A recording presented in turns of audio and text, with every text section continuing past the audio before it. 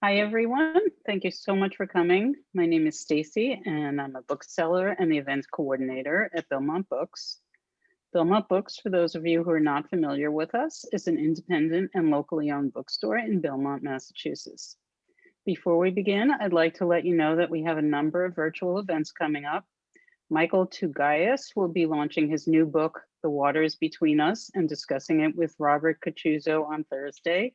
And comedian Joe Coy will be discussing his new memoir, Mixed Plate, with Chelsea Handler on Monday. You can register for these and our other events on our website, belmontbooks.com, which is also where you can purchase tonight's book, Surviving Savannah. If you have any concerns during the presentation, you can send a message to me, the host, in the chat section. And if you have any questions for the authors, please put them in the Q&A section and we will get to as many questions as we can.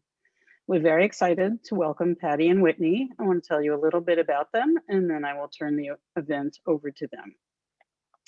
Patti Callahan Henry is a New York Times and USA Today bestselling author of 16 novels and host of the host of the podcast, The Untold Story Behind Surviving Savannah, an in-depth exploration into the stories explored in tonight's book. She is the recipient of the Christie Award, a 2019 winner Book of the Year, the Harper Lee Distinguished Writer of the Year for 2020, and the Alabama Library Association Book of the Year for 2019. She is the co-host and co-creator of the popular weekly online Friends and Fiction live web show and podcast featuring 5 best-selling authors and special guests. Patti is a frequent speaker at luncheons, book clubs, and women's groups. A full-time author and mother of 3 children, she now resides in both Mountain Brook, Alabama, and Bluffton, South Carolina with her husband, and she is coming tonight to us from Alabama. Whitney Scherer's first novel, The Age of Light, was a Boston Globe and Indie Next bestseller and named one of the best books of 2019 by Parade, Glamour Magazine, Real Simple, Refinery 29, Booklist, and Yahoo. Her short fiction, essays, and interviews have appeared in numerous publications, including Vogue, The Telegraph, The Tatler, and Bellevue Literary Review. Whitney is the recipient of a 2020 Massachusetts Cultural Council Artist Fellowship in Fiction and has been awarded residencies at the Virginia Center for the Arts in Ragdale. Whitney teaches fiction in the Boston area and is a co-founder of the Arlington Author Salon, a quarterly reading series. She lives with her husband and daughter in Arlington, Massachusetts, where she is at work on her second novel, which we can't wait for. Can't wait. And without further ado, I am going to turn the event over to Patti and Whitney. Thank you so much, Stacy. Hi, Patti. Hi, Whitney. I'm so happy to be here. I'd rather be sitting with you in Boston, but this is just as good. So Absolutely. Thank you for having me. On your 18th, 19th, 20th, 21st novels, we can do it in person. How about just the next one? Okay. How about just the next one? And we'll, when yours comes out, I'm gonna come to Boston. You know, we were so close. I really thought the world would be opened up by now. And when they said Belmont, I was like, we're going to Boston. And then they were like, yeah, no, you're going to your office. So. Yeah. Well, next best thing. Yep. I'm happy to be here. That's for sure. Same. So you're going to read for us, right? Sure. Okay. So we're going to kick it off with just a small reading. I'm going to introduce real quick. This is Surviving Savannah. She's 1 week old today, so she's still a little warm to the touch. And we are going to meet, it is a dual timeline novel, and we are going to meet Lily Forsythe. This is not a spoiler, the ship explodes. We're going to meet her just as she wakes up, and she is there with her child. Tonight, she was safe. Lily curled up with Madeline at her side, her silver rattle tinkling with the ship's movement, and Priscilla snoring softly in the next berth. Sleep waved toward Lily with the rocking of the sea. Her sleep was so deep that when the sound of a gunshot awoke her, reverberating so closely that she was catapulted from her bed and she crashed under the hard floor, clinging to her baby. She was completely disoriented. Adam. This was her first thought. It had happened before, his anger bursting forth with firearms, his anger exploding from a barrel to a tree to an animal, and once at the wall behind Lily. Lily's heart pounded as she squeezed Madeline and screamed out loud. Madeline burst into a squall. Had it been a dream? They were still on the steamboat, luxury surrounding them. Soft linens, porcelain wash bases, silver candlesticks, fine gowns. Yet something was amiss. The lantern lights wavered from the wrong angle and the floor listed. So great. Thank you. So nice to get a taste of your beautiful writing. Oh, thank you. Thank you. I wanted to keep going, but I'm like, we have too much to talk about. We have too much to talk about. So, I know. I think people always want to hear the conversation as much as they want to hear the reading too. yeah. Yeah. And reading's hard on Zoom because you can't see. Yeah. In fact, she, like I said, she's only a week old. That's the first time I've read from the book. Are you kidding? Really? You haven't read any Yeah. of it? Oh my All God. I've done is talk about it. I haven't read from it. So that felt, I liked that. That was nice. Yeah, yeah, you should do it again. But you're right. There's so much to talk about with this book. And I'll just dive right in. I love, first question is always sort of like, where did this idea come from? Like, what's the origin story of this novel? Why did you get obsessed with it to the point of needing to write it? I love that question. And by the way, I know I'm not allowed to do this, but I'm dying to know that about Age of Light. I'm dying to know your origin story because when I was reading it, I was like, oh, how come I didn't know? Anyway, for this book, for Surviving Savannah, and I think you're right, Whitney, every book has this, I don't know, this spark, this one little thing that set it off. And sometimes we follow that spark. And sometimes, if we have our antennae up and we're paying attention but this book, it was actually not given to me. I spent 3.5 years writing it, but the idea was presented to me by a local friend in South Carolina who was a mariner. And he, about 5 years ago, maybe even 6, gave me a newspaper article about the steamship Pulaski, which we call the Titanic of the South down in the South. And I looked at the article and I said, thank you so much. I don't really write about shipwrecks. But I promise I'll read the article. Well, I broke my promise. And about a year later, he did it again. I was talking to him in the marina and he reached behind, he printed it on the printer behind him at the store, handed it to me, said, please read this. I said, I promise. And I broke my promise. And you're going to see why this matters is because I don't know, I just wasn't that interested. And then about 3.5 years ago, he did it again. He said, please, I'm telling you, this is the coolest story. So he printed off, I said, I promise you, I'm going to take it home and read it. So I literally went home and read the article. And it was an article about this disaster, this steamship disaster, but it was a love story. It was about 2 passengers that met while floating at sea and fell in love and got married. I thought that's a really cool story. So I got the tingle thing. So I started doing my research. And Whitney, I was 3 weeks into my research when I hit on a headline that said, Endurance Exploration has found the remains of the Pulaski, 100 feet deep, 30 miles off the coast of North Carolina. Crazy, right? I've told that story 10 times this week. And every time I tell it, I'm like, that's crazy. And so while they were bringing up the lost artifacts and treasure, I was trying to bring up these lost stories. And it ended up that article was pure mythology. Like, it's not in the book, it's not true, but it's what hooked me. Oh, you're kidding. The article that got shoved into your hands over and over had no basis in truth? None. And so one of the very first interviews I did with this museum curator in Savannah, where I did a lot of my research, called the Ships of the Sea Museum, where there's a to scale model of the Pulaski.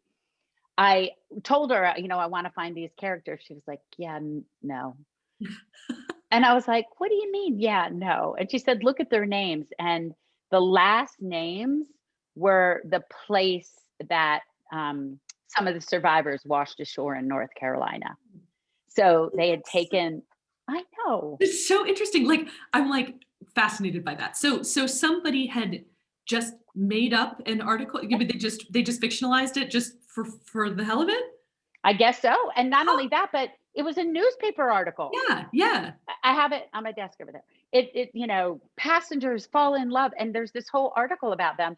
Now, in the end, the story I found was way more interesting than these two people who floated and fell in love. But the story that hooked me finally, and so people say, do you wish you had written it when he first told you about it? Do you wish you would have listened? And the Mm. answer is no, because when I finally did listen and did think about writing it, someone was bringing it up from the bottom of the ocean so that I could meld this modern day and historical timeline together. Yeah. And so initially when you were thinking of writing the book, was it just the historical timeline that you were interested in? And then the modern timeline came later because of the boat being discovered? Yes. Oh, So, okay. I was only 3 weeks in. So you've done this. I mean, you're trying to find the door into the story. When you wrote Age of Light, did you know exactly what your door into the story was before you even wrote it? No. No, right? I mean, rarely do we. I think it's happened to me once. And so you write yourself in circles or research yourself in circles until you're like, that's the back door into the story. That's the media res. That's where I'm starting. Yeah. And I was looking for that when I found that they had found the shipwreck. Oh, wow. So yeah, I mean, I have like a million questions about your research and everything, because it seems like you dove so deeply into this topic. And I'd love to hear, I guess actually I knew that the ship had been discovered. I kind of thought that had happened a little bit later in your process, but it's Mm-mm. happened really early. So you must have been doing that research sort of concurrently with more sort of like library book research. Can you talk about that process and what you looked at and what inspired you? Oh, absolutely. Um, this was by miles the most boots on the ground research I've ever had to do. There just wasn't that much in the books and on the internet. I keep telling my kids who are in college and beyond, you can't find everything you need on Google. Like you can't. And for me, one of the majestical things that happened with this was this boots on the ground in the museums. Hmm. This I've always loved museums, and when I visit a city, I try to find the best ones. But if it wasn't for the museums, this book wouldn't be what it is, because that's where I found what I needed between the interviews and the exhibits and the information they had. The Georgia Historical Society, the boxes and boxes, that's where I found accountings, handwritten letters. The family I decided to follow, that's where their papers are stored. So the research was very boots on the ground, where my last historical, they were both writers. So Mhm. I had, like, I think 2 of those shelves behind me are full of nothing but their books and their writings and their letters.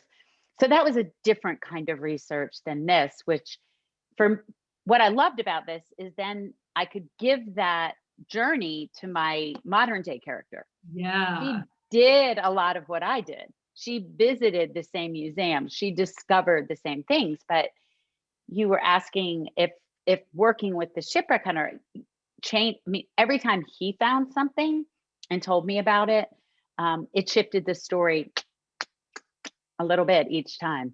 Oh, that's so cool.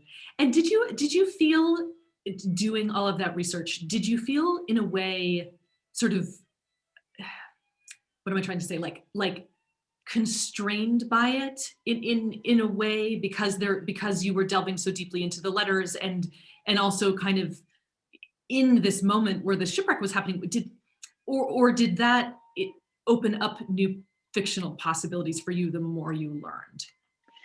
Oh, and this because you wrote historical. Sometimes those constraints, I compare it to a sonnet.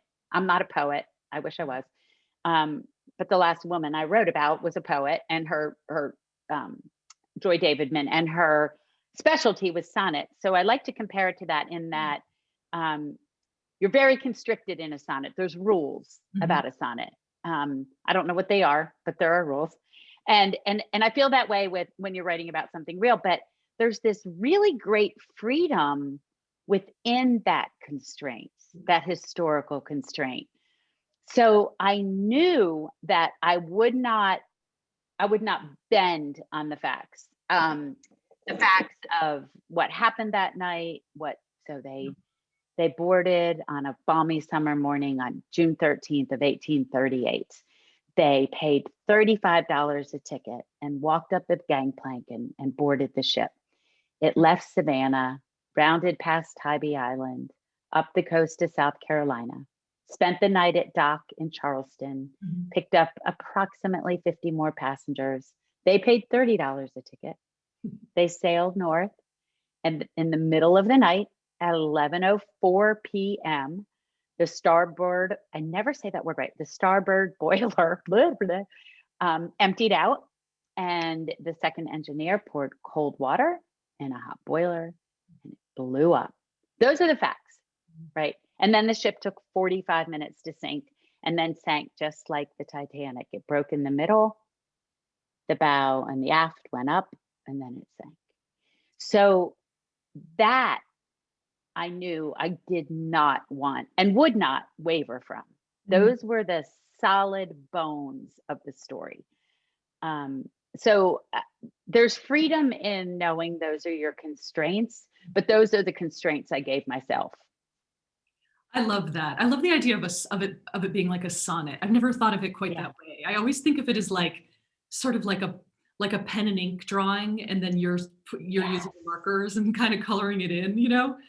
And I also think about because I feel the same way. I think like when I write fiction that's entirely imagined, it's like you start with a little kernel of an idea and you have to move out and build everything. But when you start with like an event like this or a life, it's actually an act of paring away down to kind of the essence of the story, and then like fictionalizing out from there. Which I love it. And in fact, I had no intentions of like embarking off in historical fiction. My first novels are all contemporary. But the minute I did it, and I used to be a nurse, and when I was a nurse, I was a research nurse. So I love, like you find that one kernel of something that changes everything, right? That one piece of information, and then everything shifts. And like you said, there's this, so I love this sketch analogy, metaphor, whatever. I also love the analogy of pretending that our book is a person, right? And that the bone structure are the facts. And if we're weak in our bones, the whole thing collapses. So, yeah. Oh, that's awesome. I was going to ask you a little bit later about sort of this, you know, this like what's fact and what's fiction, but you know, since we're already kind of talking about it, maybe we should keep talking about it. And I feel like anytime you write a book like this, where so much of it is grounded in fact, you know, readers are so hungry to know which pieces are true and which pieces aren't. And, you know, I in my own book, I like would go on book tour and I literally had somebody be like, what percentage of this book is true? And I was like, percentage. I mean, I literally was like, what percentage? Because I'm sure you're the same. It's like all tangled up together. Like one sentence is kind of half fact and half fiction, you know, but I was hoping you could speak to that sort of your own process of deciding, you know, you laid out so beautifully how you weren't going to mess with, you know, the actual journey of the ship, but I'm sure there were other things that you were like, no, you know, this is sacrosanct. I can't mess with this piece of history, and yet you can fictionalize other things. I love that. What percentage? I think, you know, I remember one time I was on book tour for my last historical, and somebody said, I wish you had put the real things in one color and the made up. I was like, what? Like the Bible and Jesus' words are in red? Like plus, like you said, Whitney, there's this strange half and halfness to it, right? Like 3 words in a sentence or so. The way I try to explain it is just like I did about the person. Once I decide what this story is about, so in my last one, I would not waver from their biographies, right? Not one bit. When they were born, when they died, when their books were published, when they met, how they met, when she passed, like all of it, not moving from it. And then using that. And so for this book, it's really interesting. I keep pointing to it like you can see it. I should keep aiming for you. I know, right? I treated the ship like the biography, Huh. like that the ship, which I keep calling her a she, which we call ships, but I didn't want to waver from her biography. When she was built, how she was built, who built her, who financed her. So the family that we follow on the ship, it's in real life, their name was the Gazaway Bug Lamar family. You cannot make up a name like Gazaway Bug Lamar. But one of the reasons, there are many reasons why I followed that family that we can talk about later if we want, but one of them was that he was a financier for this ship. So the ship, he was the stockholder and he had helped design it. And he, steam was just becoming the big thing in the early 1800s, new technology. And I felt like that was, so if the ship is the person or the biography I'm sticking close to, then the family I follow needs to be tied to that ship. Right. But then for them, I could wiggle things around a little bit because I was not writing a biography about the Lamar family. People have done that. There are nonfiction books about the Lamar family because they were extraordinary in really good ways and really horrific ways. And so they, for me, were the point of view. So we follow two women from that family, but I didn't have to stick as close to their biography as I did to the ship's biography. And is there a reason besides it being a mouthful of a name that you decided to have them have a different last name in the book? Yes, because I didn't want it to be a biography. I knew that if I used their real names, that I would be, that's not what happened. Their daughter didn't, and I wanted them to be the inspiration behind the family without being the direct biography of the family. But I did stick really close, especially to the son, who is a catalyst for the story. No big spoilers. You learn about him on the third chapter, but their son, who survived, was a big catalyst for the themes of the novel and for how I structured the novel.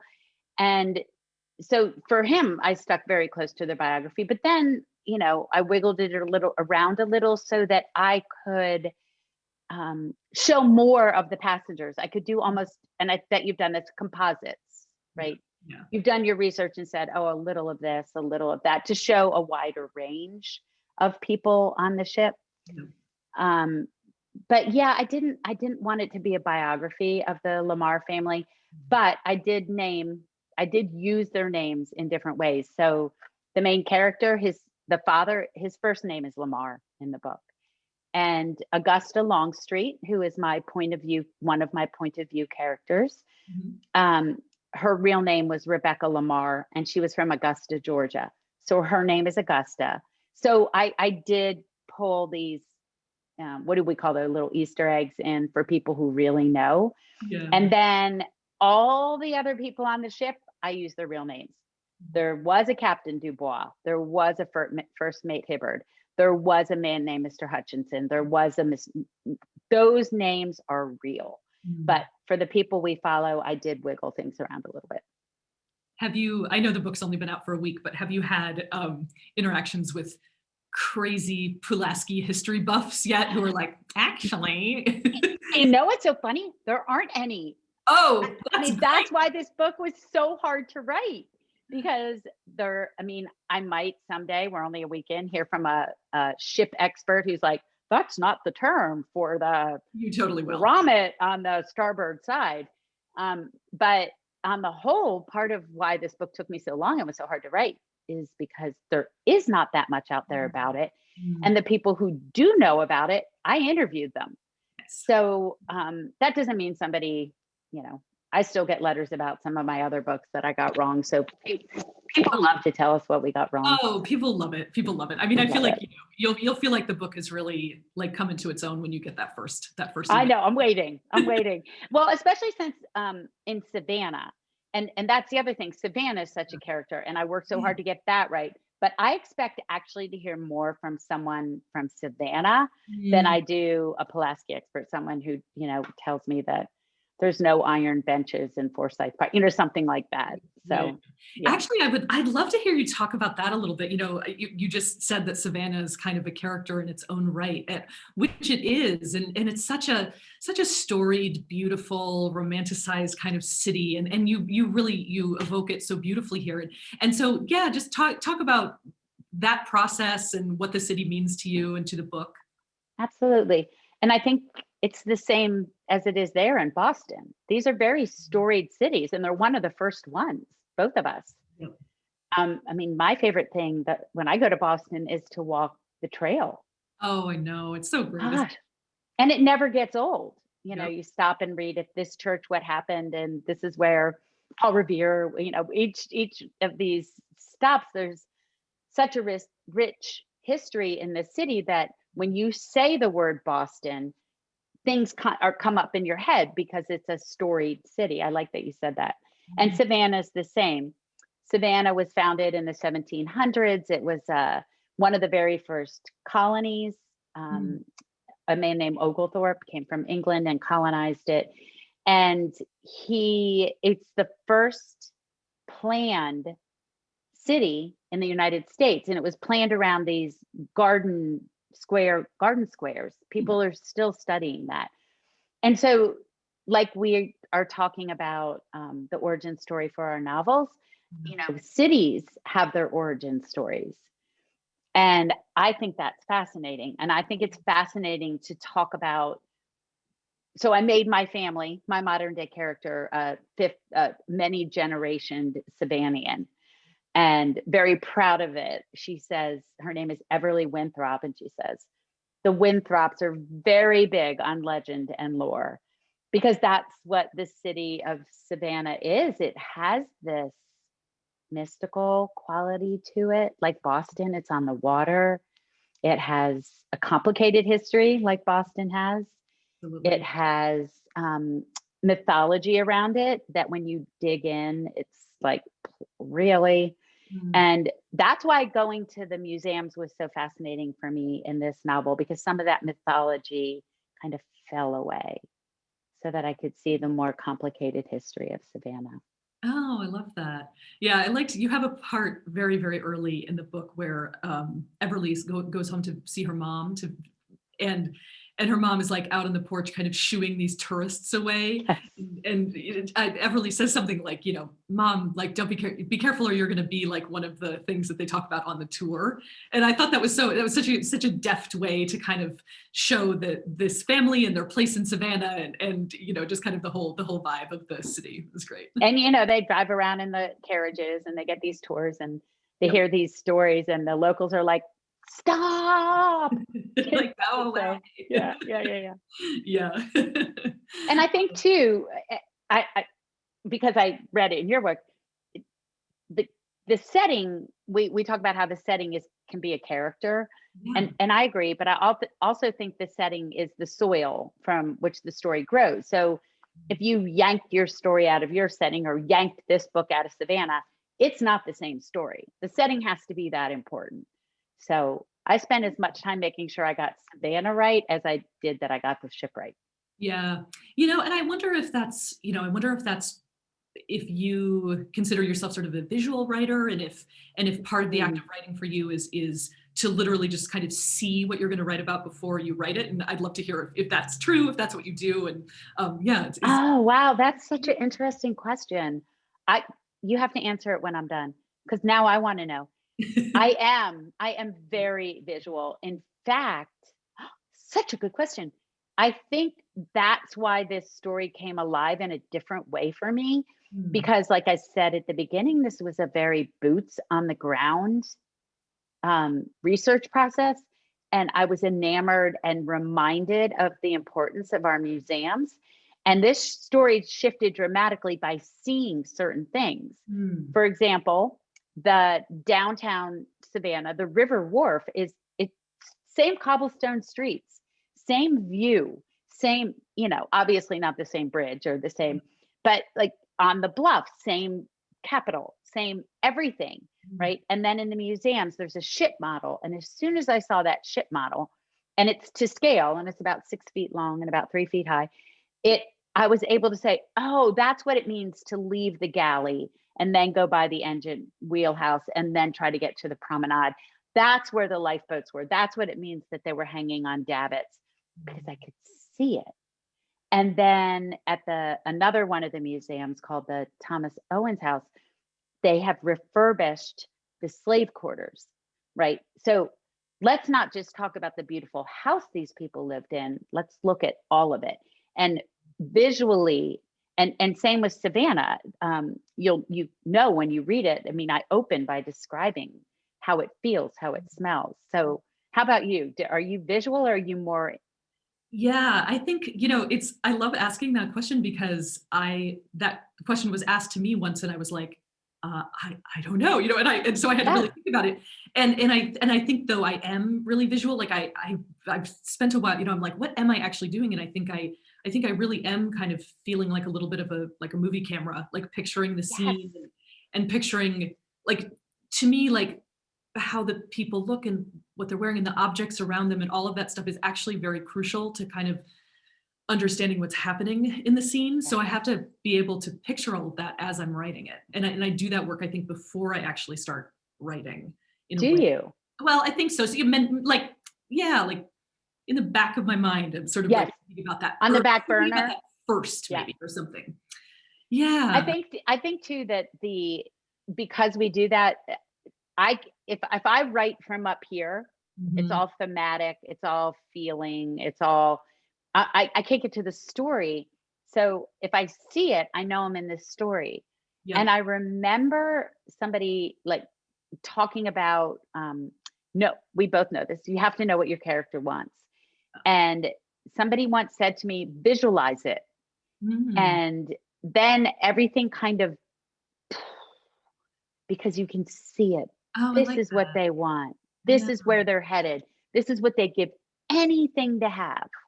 And if I can see it, then, and I can see the city, and I can see the, Yeah, rather than it being this sort of like intangible desire, like, I feel like if you turn it into something that you can visualize and kind of hang on to, maybe that makes it easier to move the character towards it in a way. Yeah, I agree. Yeah. And it's you mentioned, I think, a little bit ago, like objects and artifacts and all of that, which I think kind of also plays into this idea of being a visual writer. And I know I read in like your author's note or somewhere about a pocket watch that features in a big way in the story. And so I thought that might be a good story to share with people, or any other artifacts or objects that had special meaning in it. Absolutely. Okay, I'm not leaving. Don't tell anyone. I'm getting the pocket watch. Okay, hold on. I'm coming right back. We get to look at your bookshelves while you do it. It's kind of fun. Yeah, right. So I was loaned this by the shipwreck hunting people for the Ships of the Sea Museum, but I haven't mailed it back yet. So oh, wow. So yes, this isn't that pocket watch, but it's still extraordinary. So this is a pocket watch that they found at the bottom of the ocean. Oh my God. Look at that, solid gold. That's incredible. Incredible. Wow. It sat on the bottom of the ocean for 185 years. It's in amazing shape, right? Like unbelievable. And I know you can't see that great, but there's this beautiful gilt-edged, carved. I can't tell how it's carved. And then it used to have a piece of glass there. Cool. So this, I'm putting it back in its protective bubble wrap. But so one of the very first things that spurred me on and changed the course of the story was when the shipwreck hunter, his name is Micah Eldred, called sent me a picture of a pocket watch they found at the bottom of the ocean that was, its hands were stopped at 11:04 p.m. Wow. 11:04 p.m. Yep. And so I use that in the book. It becomes a centerpiece in the book for our modern day character who's trying to solve the mystery of what happened to a couple women on the ship. and that we hear from. So she's trying to find out what happened to them while we're learning about what happens to them. And at the same time, we're following their family. And I wished that watch had, this is where I can go a little bit from, we're talking about fact versus fiction. Yeah. There's no markings on that watch I just showed you. But in my book, I give it some markings for us to try and track down who it belongs to. And I was so touched by this idea of, there was a man, probably with his family, who walked onto that ship wearing his pocket watch, no watches, wearing on an Albert chain, those gold chains they wore. And did he go down with his watch? Why was it face shattered at 11:04? Was he too close to the explosion? And it was just this time capsule, and this time capsule that made it very personal. And that just kind of, once again, blew the story open a bit for me. Oh, I love that. And it's like something that's like you wear close to your heart, and yeah, this very personal thing. That seems like the absolute best way to fictionalize, right? Is to take, an object like that and find it. And there were a couple other pieces that were just really stunning and changed. For example, they found the woman I'm writing about, wrote about. I'm done. The book's done. The woman, it's out in the world. I'm not writing about it anymore. The woman I wrote about, they found her luggage tag, Rebecca Lamar. Oh, wow. Huh. And so far, it's the only luggage tag they found. So they found, I know. Oh my God. Do you just you must just get these chills. I can't even take it. Yeah. I'm like, did I do you right? Did I honor you? Yeah. Because I really wanted to honor you. So yes. But if that was your goal, then you set out to do that and you did. And also, you brought this story to life that as you're saying, not actually all that many people even know about it. So it's and it was so crazy because each artifact brought somebody else to life. Yeah. And so the plot is the plot, and it's crazy because you get to find out what happened to people and what they did with their lives, and why this one boy squandered his survival, which gave me the whole theme of the novel. But meanwhile, you see them walk on the ship with that baby rattle, and then you find it, right? So there's these threads of these artifacts that bring it all up together. I love that. I'd love to talk about theme, though. You just mentioned theme, and obviously the title, Surviving Savannah, and this idea of surviving the survival, and which is a phrase that I haven't ever heard exactly that phrase, I guess, but it's so, of course, immediately I was like, oh, I know exactly what Patti means.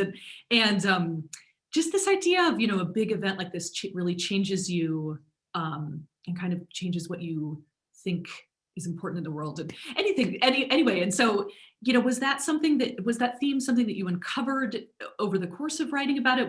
Is it something you've always been thinking about writing about? You talk to us about it.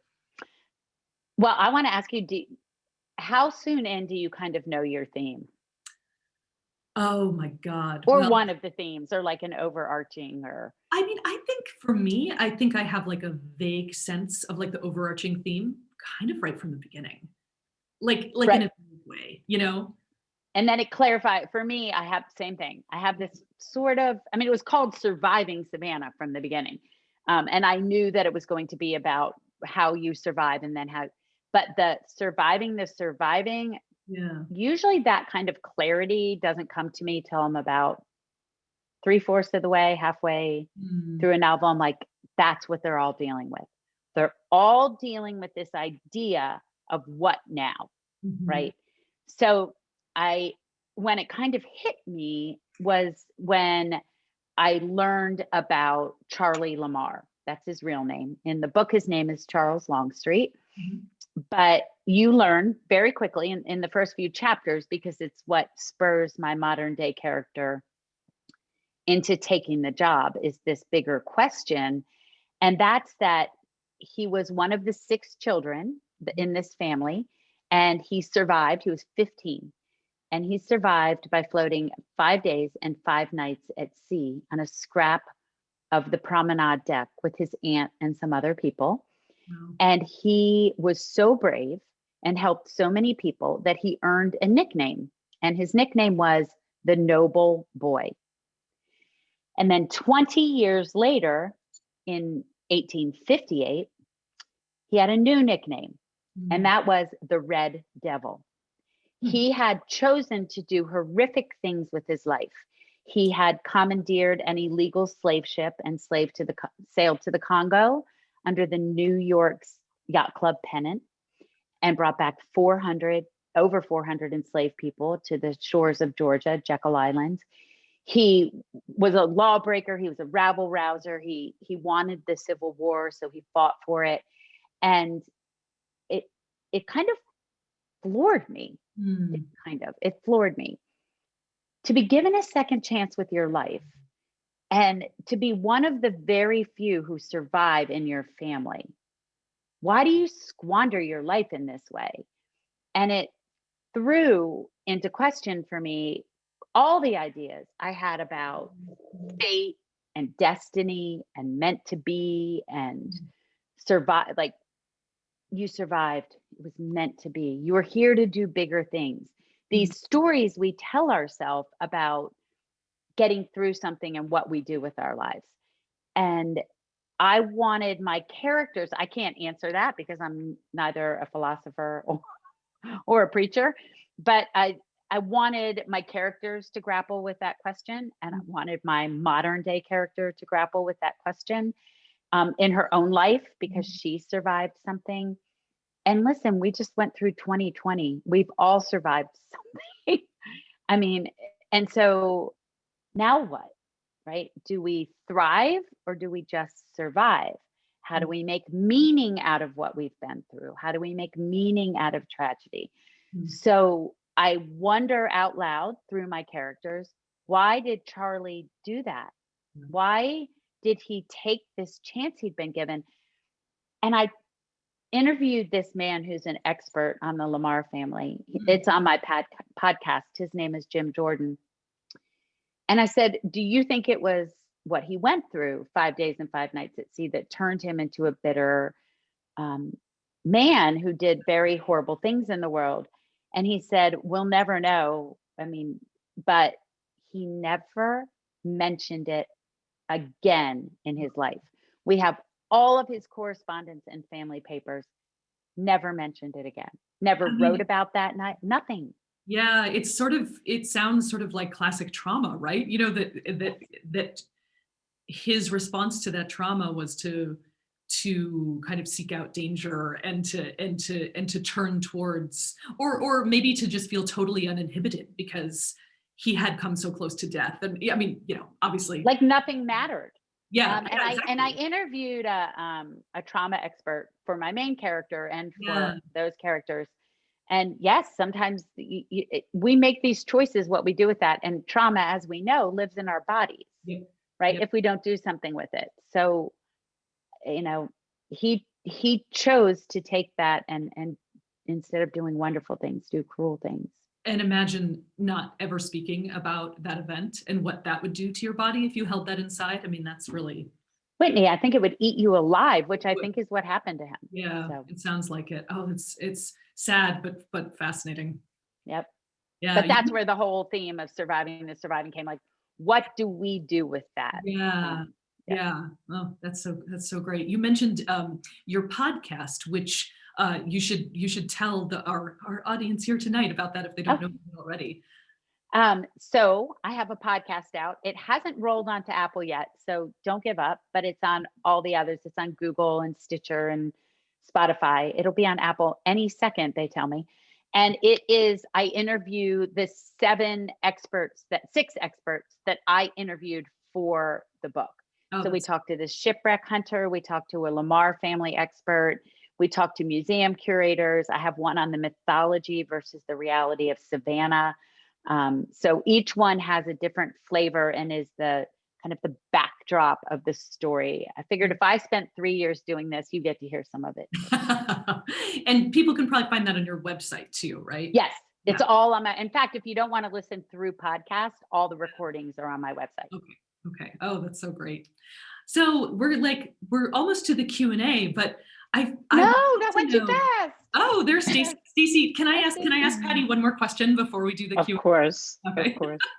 I just wanted to know, here we are like a year into the pandemic, and I just was wondering how it's affected you and your writing life and your creativity. And I mean, you're such a awe-inspiringly prolific writer. And so I'm like, how have you been spending your time?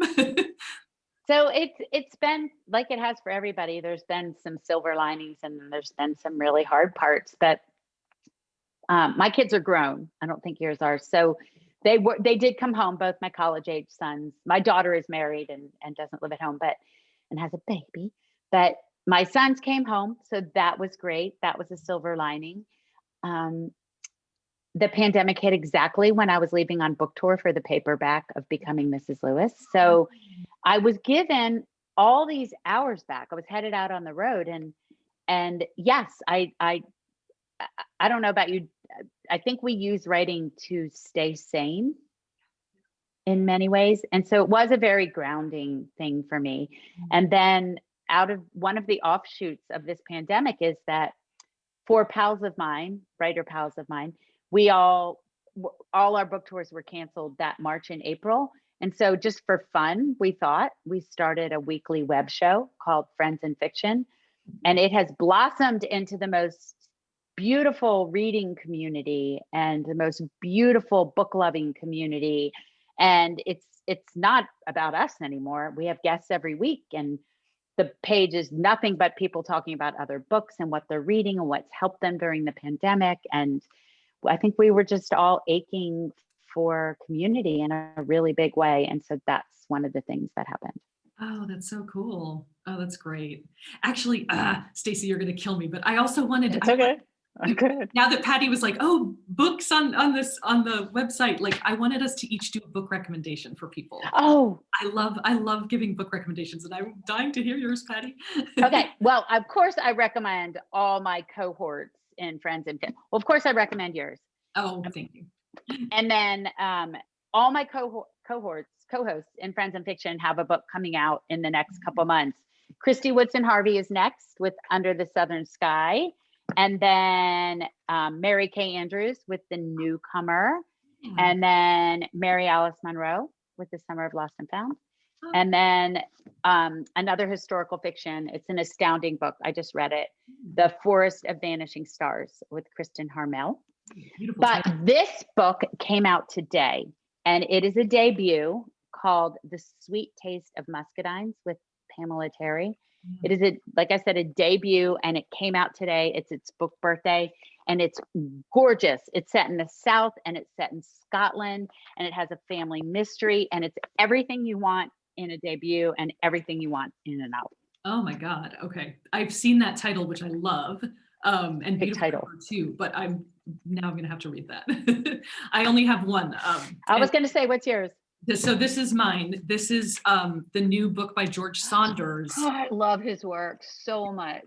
Yeah, A Swim in a Pond in the Rain. It's nonfiction. It's actually a craft book about writing. And he takes 7 stories by Russian writers, and he uses them as a springboard to talk about how to write fiction and what stories mean to us and everything. And if you're a writer, it's solid gold. I mean, it's just amazing. But if you're not a writer, it's an incredible look at these beautiful short stories and really a window into like sort of our own humanity and what it means to be a storyteller. It's so good. Stacy, I want to order that. Put that on my charge. Okay. Okay, Stacy, Tell I'm me about that. finally done asking questions. You can take over now. Oh, I wish you two could go on for another hour. I definitely We believe do that you too, could, and obviously. everybody would really enjoy it.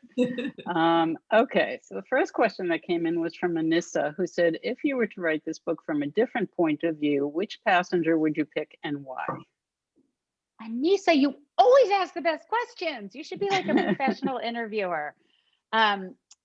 Whose point of view would I tell it from if I didn't tell it from the point of view of the people I did? That is a really good question.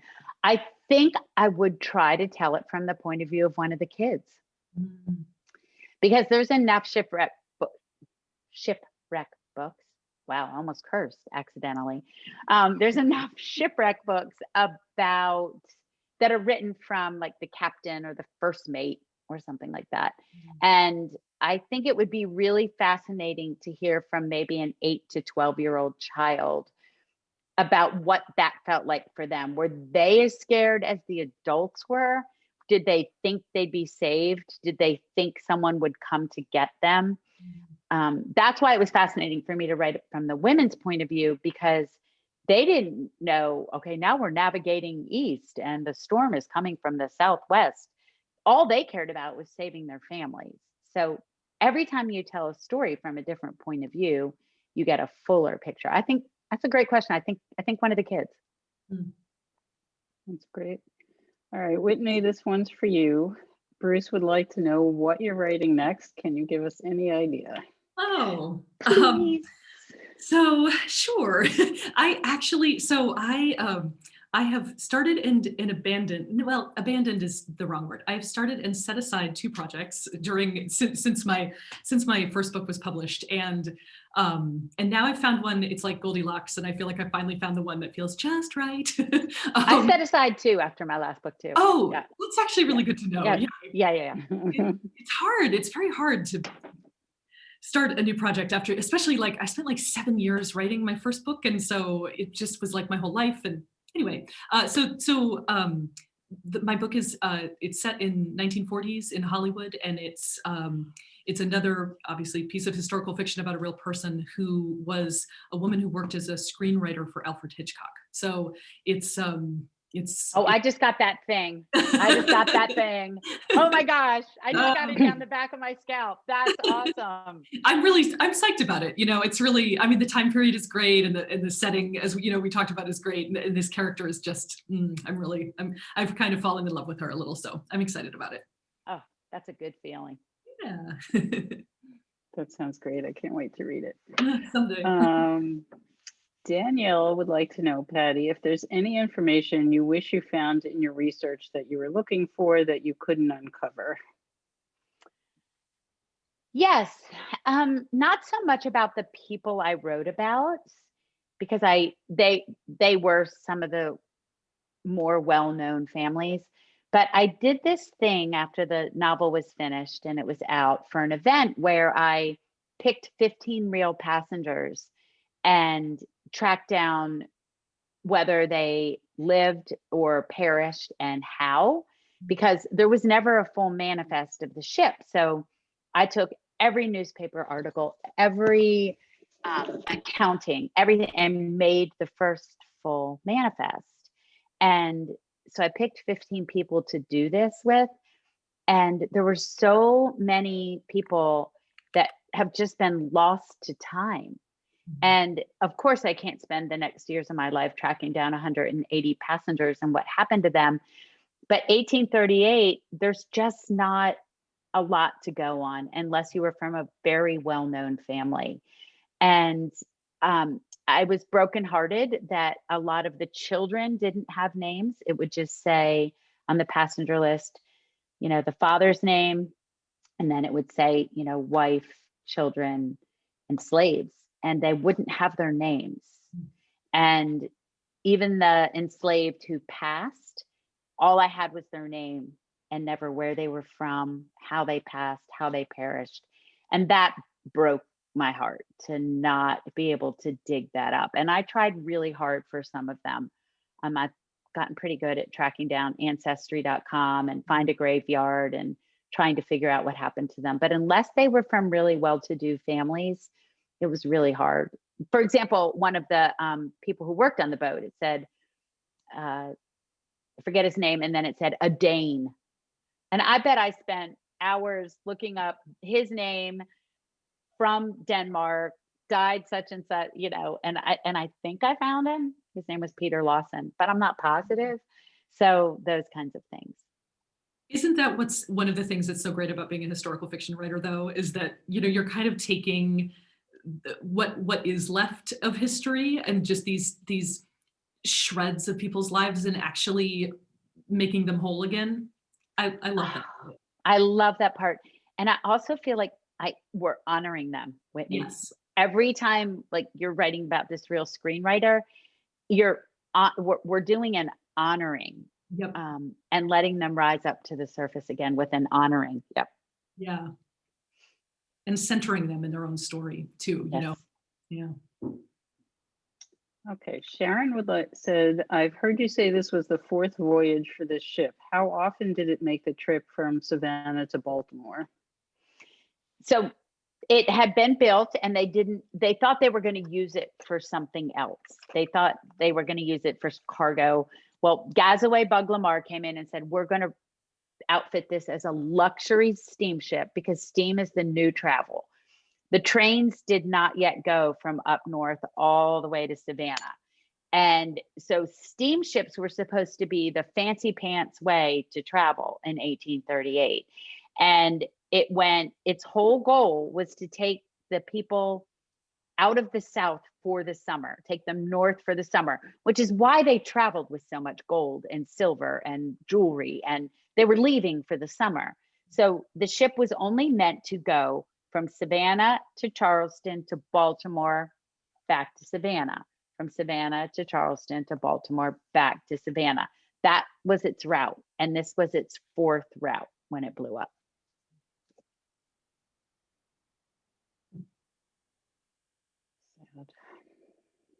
It's so interesting that they had all their gold and Up silver. with them. I They love took everything. Oh, we're leaving for the summer. We better take all our jewels with us. We better take all our china Yeah, yeah, and- right. Like, yeah. and sterling silver. My silver service for 12. Like, gotta Yes, bring that with yes. me. They found whole silver servings at the bottom, and not just the forks and knives, but I actually have them, but the ladle, the Yeah. mustard spoon, the side spoon, they took it with them for the summer. You never know when you're gonna serve mustard. You never know. I mean, I barely remember to set the table without traveling, much less. Linda has a question that I think you both could answer. Do you Okay. dream about the characters in the book when you are writing a book? Go, Whitney. I guess I have. I mean, I wouldn't say like regularly. I feel like when I was like doing the final revisions on the Age of Light, I think I did have some dreams. You think you had some? Okay. It's just like it's all you think about when you're in that final stage, and so it's like everything just merges, and like dreams and reality aren't that different at that point anyway. Well, 7 years in, they're just not. I've never dreamt of the actual people, but I have had dream, like I had a couple drowning dreams. Like I had one dream where I was in a room and it was filling up with water and I couldn't figure out how to get out of the room. And so I think like you, I think it's more of the melding of the two worlds that will rise up. But I have a friend, Mary Kay Andrews, who said she had 4 dreams in a row of this woman sitting in a church. And finally she tapped her on the shoulder and said, "What are you doing here?" And the woman said, "I'm at the wedding of my first husband," or something like that. And that was her whole book. But I've never had anything like that happen. Like that was her whole book before she wrote her book? Like that was the idea for her book? That was the impetus for the book. That was the germ for the book, was that dream. Yeah. Oh, that's very cool. I wish that I know. ideas for books I want that. come to me in germs. I know. That sounds amazing. That hasn't happened to me either. No. That's great. Any other questions? Look at us, exactly on the nose. I know. Good. Awesome. Well, I have to say, this was such a great conversation. I can't believe how fast it went. It was just so interesting and So fun. it was great having both of you with us. I really thank you. Oh, And thank you, Daisy. thank you, Belmont Books.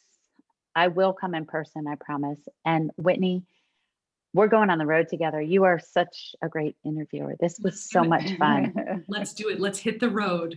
So much fun. And for those of you out there, thank you so much for showing up on a Tuesday night at the book's 1 week birthday. And there is a really cool book club kit on my website if you want to go check it out. It's got pictures of the artifacts and the map of the ship's Oh, wow. course and all kinds of things. So, Oh, that's so cool. I'm gonna have to look at it. yeah. That's great. Yes, thank you everyone for coming too. We really appreciate it. And you can buy the book at belmontbooks.com. And you can also check out our upcoming events. And have a great night, everyone. Bye. Thanks, y'all. Thank you. Thank you. Bye. Thanks, everybody.